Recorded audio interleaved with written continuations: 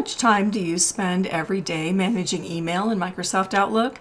Hi, I'm Dawn. In this online training, we'll look at 10 ways to save time working with your Outlook email. Number 1, rules. If I could give you only one Outlook tip, it would probably be to use rules. With rules, you can turn Outlook into a personal assistant. Look at what you're doing manually. Many of these actions could be managed with a rule, which are instructions that automatically process your messages using customized actions and criteria. What can rules do with your messages?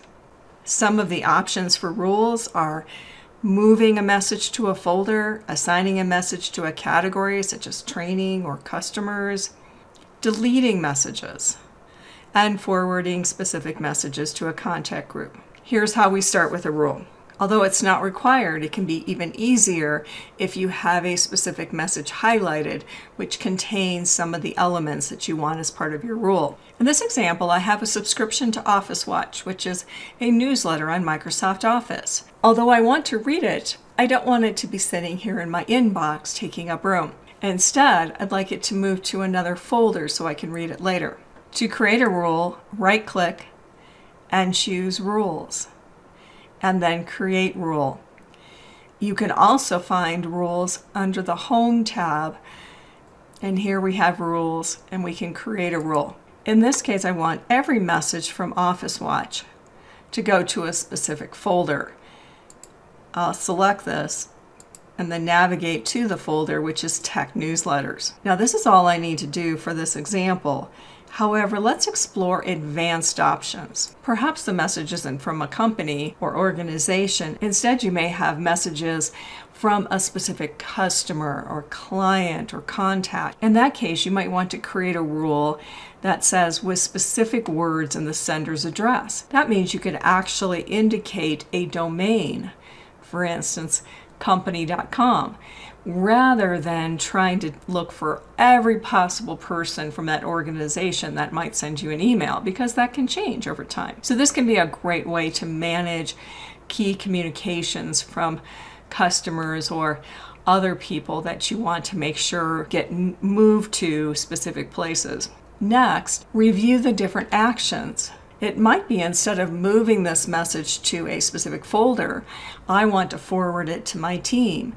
So I could forward it to a particular contact group. Or if it's a message from someone who keeps contacting me and I did not want to be on their list, I can't get off their list, you'd have the option to delete it. There are also exceptions that you can build into rules. And once you've done that, name or rename the rule. You also have the option to run the rule now on messages that are already in the inbox, and that can be an easy way to clean this up. I'll go ahead and do that. So we'll finish and close. Now if I look at that Tech Newsletters folder, the message I used to build it, as well as many others, are now here in this other folder. Do you need to make a change? Simply go back to Rules and choose Manage Rules and Alerts. Here you can see all of your available rules, change the order in which they're processed, delete them, or update them. How can you use rules to save time in Outlook to automatically manage how you want to work with your email? Tip number 2, favorite folders. Now think about any Outlook folder that contains email you want to go back to. It normally takes several clicks to get to it. In Outlook, you can take advantage of favorites to quickly move to a folder as long as you need it. Our favorites folders sit above our navigation. To add a folder to favorites, there are several different options for you. One could simply be to drag it. And so here's my Tech Newsletters. In addition to, or instead of a rule, I could simply add Tech Newsletters to my favorites. I'll simply drag it up, and there it is. Or let's take a folder like Training. Right-click, and here is Add to Favorites. What about important projects? I could use either of those options, or we can look at the Folder tab in the ribbon, and here is the choice, Add to Favorites. The nice thing about these favorites is these are just shortcuts, and you can rearrange them. If you no longer need that particular favorite, let's say you've wrapped up a project, simply right-click on it and remove from favorites. The folder itself and all the contents still exist. Nice thing about the favorites is we can just simply click and drag and move messages to those folders. What folders are you going to add to your favorites? Tip number 3, converting an email to a task. Stop using your inbox as your to-do list. Instead, convert messages to tasks so these become to-do items for you. There are multiple options. In this case, I want to review those sales figures, but I don't have time until Monday. So we can hover over this message. And over on the right-hand side, we have a flag. Where this displays depends upon the view that you have of your inbox. In this case, I'll right-click. I could set it up for next week. I actually want to create a specific reminder for this. So here I'm going to flag it so that it will be next Monday, that I will not only have a to-do item, but I will also have a reminder that will come up for me in terms of creating that task. Another way to do that would be to actually open the message. In your messages, under the message tab is our follow-up.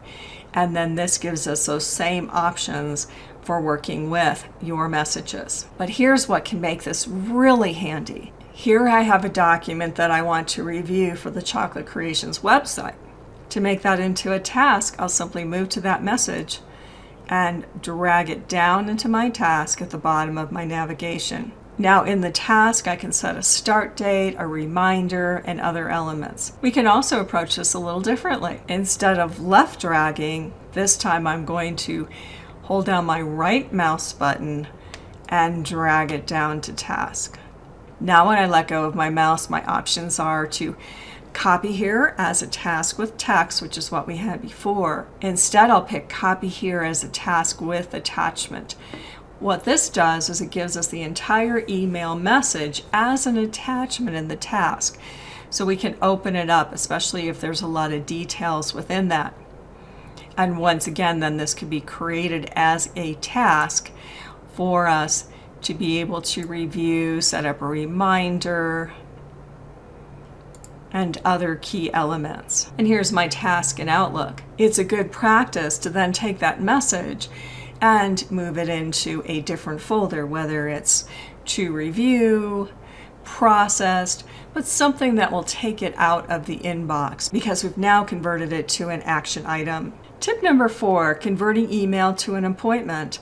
This is very much like taking email to a task, but in this case, we actually want to take that content, that email, and move it to an appointment or a meeting. For this, I'm going to hold down my right mouse button, drag down to my calendar in the navigation, let go of my mouse, and you have the option to move the message and create an appointment with the attachment, or copy it, or we could even have a shortcut back to that original message. In this case, I have an appointment. If this is just for my own purposes, then I can put it into the calendar at a specific time, but I can also make it into a meeting.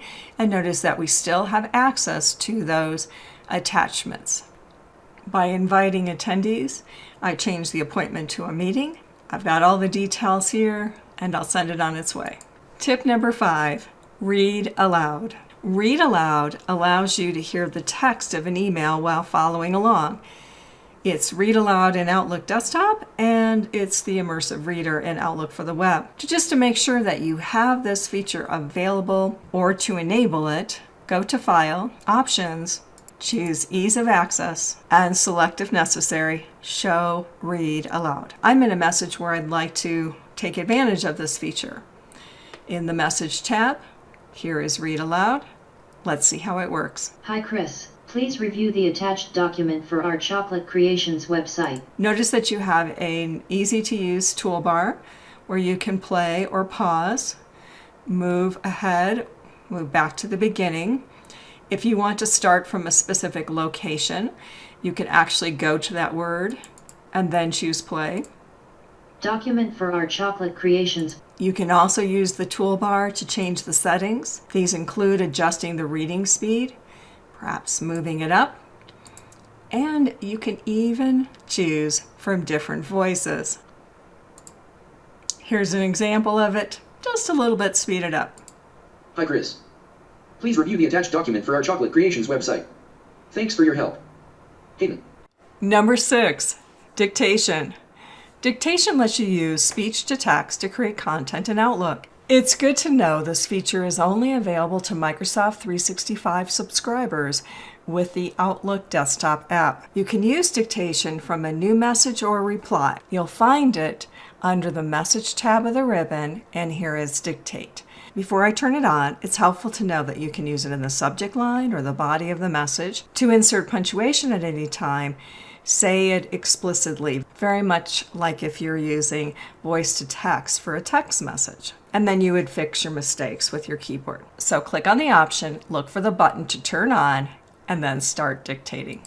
This is my subject line.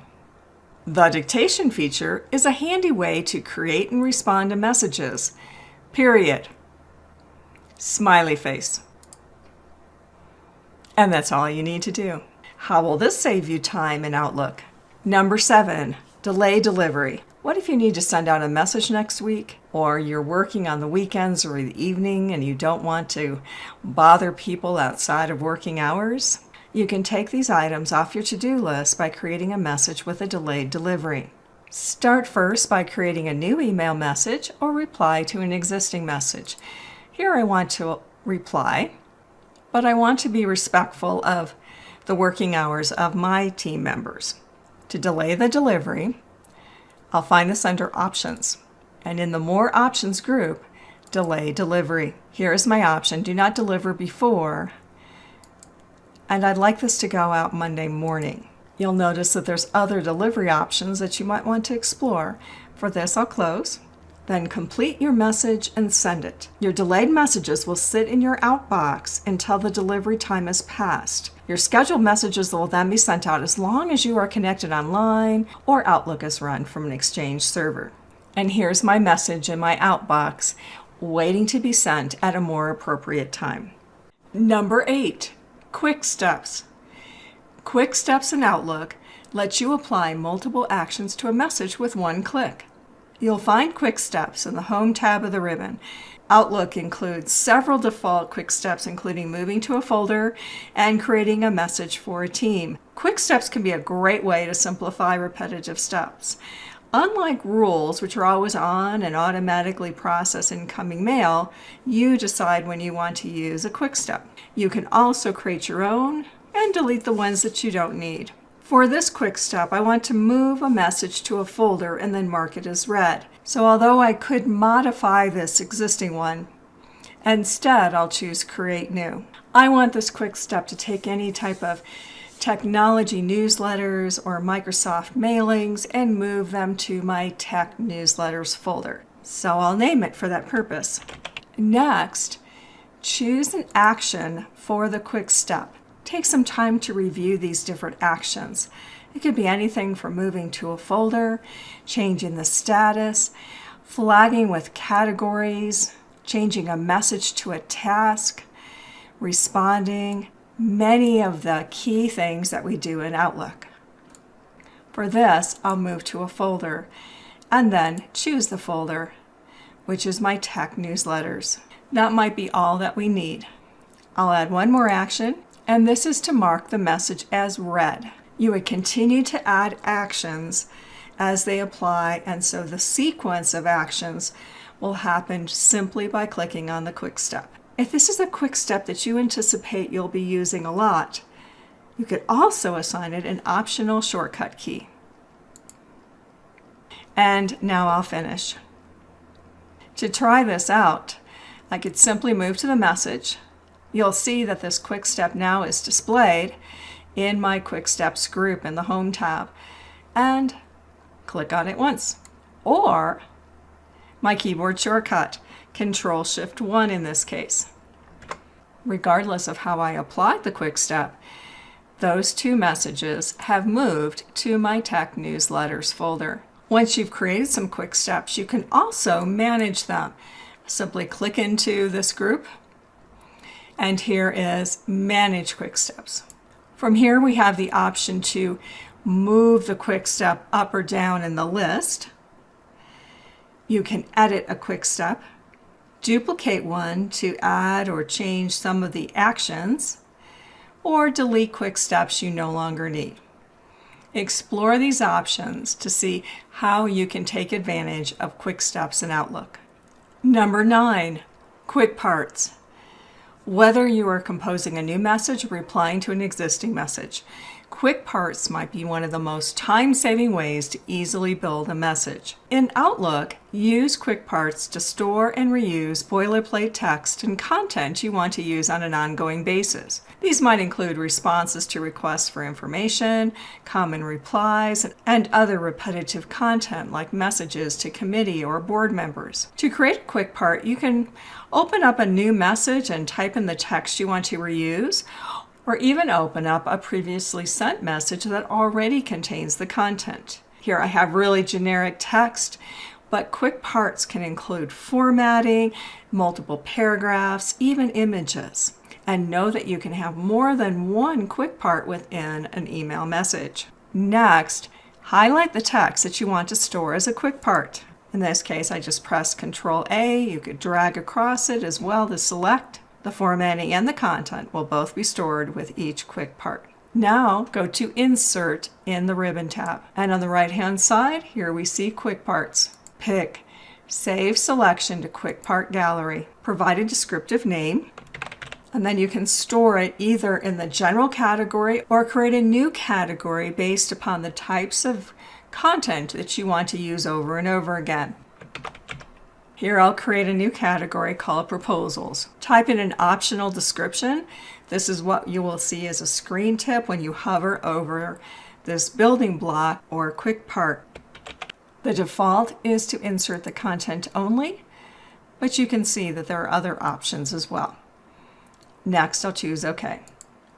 Now to use the quick part either in a brand new message or in a reply to a message, simply move to the body of your message, choose Insert, go back to Quick Parts, and you may have quite a selection of different choices. That's where the categories can come in handy.